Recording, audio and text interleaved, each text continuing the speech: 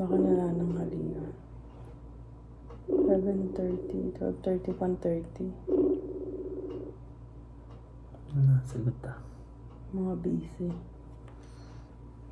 Hindi, online sinini. Saba.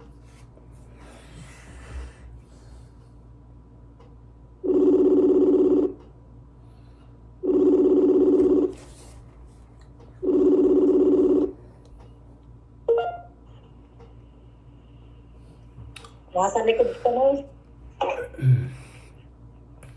Yung bat.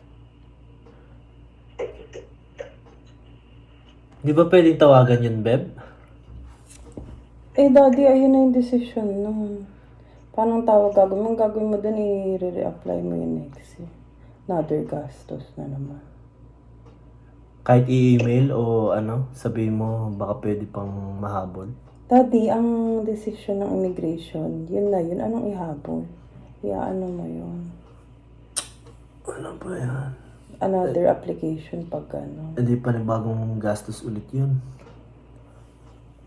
Ganun talaga yun, magre-risk eh. Nag-risk eh, lahat naman ganun. Kapag ka na-decline? Oo, lahat ganun. Uulit ka ng process from the top. Hindi yun yung ano. Naka ba? So, hindi na-approve yun. Hindi na yun. Tatry na uli yun next year. So, ipon ka uli. Dalawa ba? Dalawang email? Nakita mo, diba? Diba ikaw nagbukas? Ano ba yan? Ang laki ng gastos natin. Sabi ko sa'yo, ano yun? Take risk ka dun talaga. Siyempre, umaano ka nga eh, kung maa-approve o hindi. Pag hindi, di try ulit. So, hindi na-approve. Sabi sa email. Di ba nakita mo, binasa mo yung sa email? Ano ba yan? Bakit? Asa si tatay? Tatawagin mo.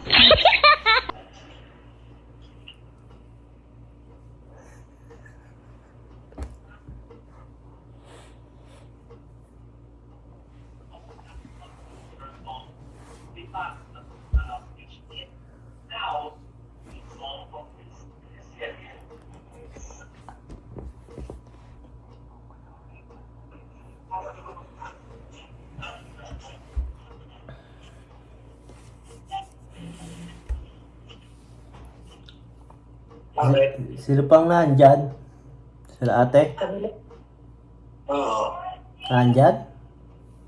Wala, nasa Ano daw sa likod? Si Nene. Wala. Wala dyan? Wala.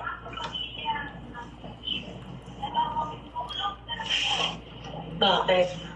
Bakit? Hindi ba nandyan? Tulog? Wala. Pangit pa? Ulit ba? Nag-uusap kasi kami ni Dia eh. Oo. Na-receive niyo yung email. Oo. Malaki na nagastos mukhang Hindi na. Pero pwede naman yan i-try pa next year. next year ulit. Oo, ipon ka ulit. Tapos, i-apply ulit. Pero naman doon talaga, minsan may... Hindi na ba yun pwedeng tawagan? Kahit hindi mo matatawagan kasi pre-process Yung na yun. immigration. Kung ano yung result na yun na yun. Ngayon kung gusto mag-reapply, next year na uli yun. Another application. Kahit makausap na Daddy, walang nakikiusap sa immigration. Ang result nila, yun.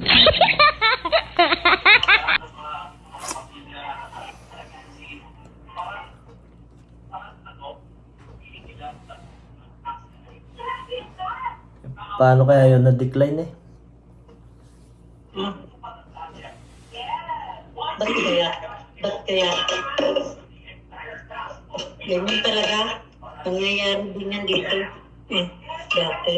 Pero Ay, kaso ako nakalakad din naman. Sige, di ba na-decline din dati. Ayun. Pwede naman i-apply. Next year, i-apply ulit. Kaya na lang pumunta dito.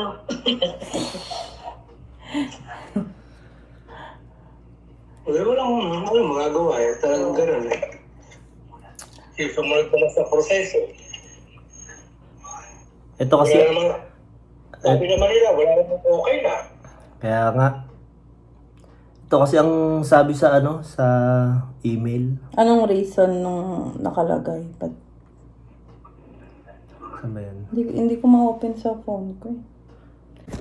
Sabi sa email, ano, ito yung kay nanay.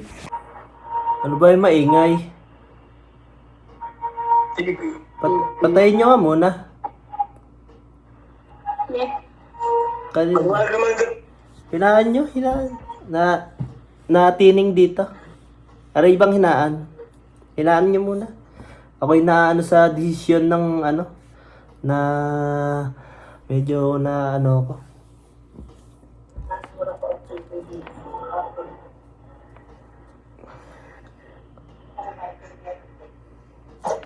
Baka aring hinaan konti.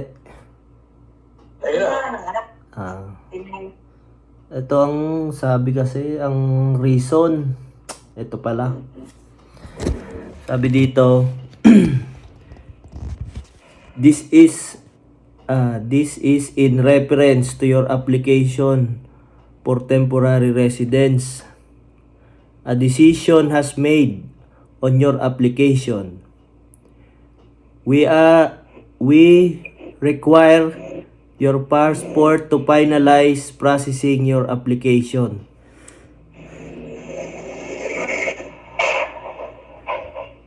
Yun, ang sabi. Ibig sabihin mo, Ibig sabihin nun, it's a prank! Nire-require na lang yung passport nyo para Approve na! Congrats na! Itay! para tatakan ng ng visa. Kaya wala ito.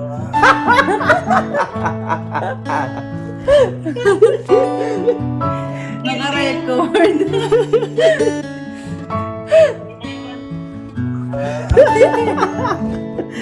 Ano? Congrats! Sasabihin ko huwag na lang. Ha? Si Adi nakaisip niyan tay. Mag-prank-prank pa. Ayun. Yun ang pagkakasabi. Talagang malaki na gastos. Isisend na passport na itay. I-book na natin next month. Ano? Paano proseso ang passport, Hindi, ipapasa nyo dun sa pinag-biometricsan nyo. Dun ba? Naalala nyo yun yung sabi nila, Oo. pwedeng ipadala basta may authorization. Oo. And guys, it's a prank! Na-prank natin sila tatay. Yan.